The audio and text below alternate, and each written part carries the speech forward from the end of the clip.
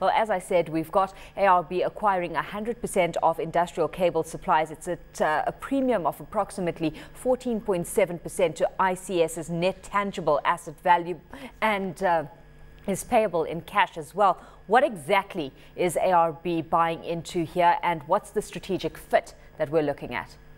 Hi, good afternoon. Certainly in terms of the acquisition of ICS, it's one that we certainly are very excited about, and ICS is a business that we have had our eye on for quite some time. From an acquisition perspective, it really represents, I guess, what one would term a classic bolt-on acquisition.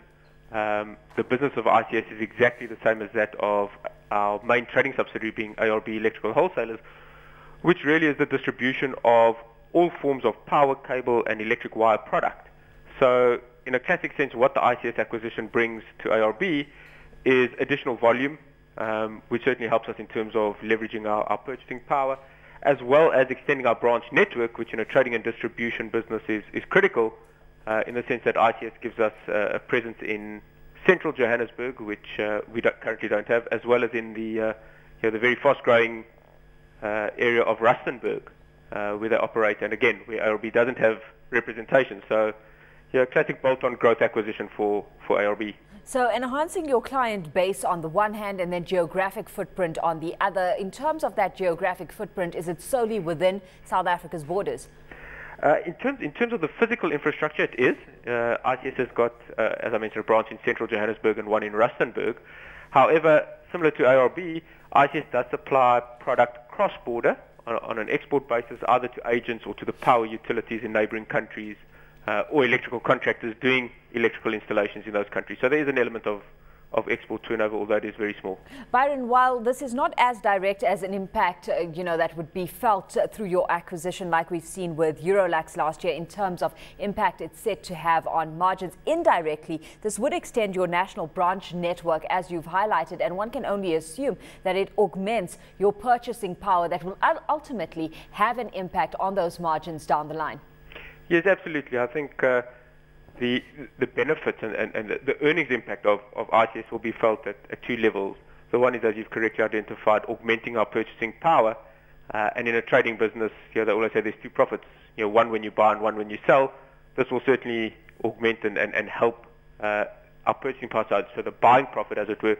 The second element is obviously, because it's such a closely related and aligned business to ARB Electrical Wholesalers, there is quite a large element of operational efficiency that we can squeeze out of the deal, because we operate a very centralized back office, so it's another administration, IT, finance, HR, and the other support services that we don't require to be maintained in ICS as a standalone. So we certainly think that the impact will be very positive. Let's look at how soon you're set to see return on investment filter through to the bottom line here, because ultimately that's what shareholders are interested in. Yes, I think where we are in the transaction process is we literally signed the transaction agreements yesterday afternoon.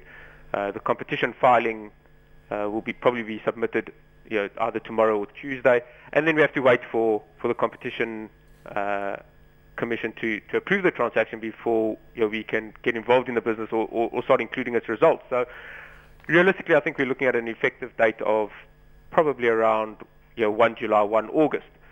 So that's when we'll start seeing it come through. And as we indicated in the announcement, we expect the acquisition to be earnings enhancing from the very first day. So it is a profitable business.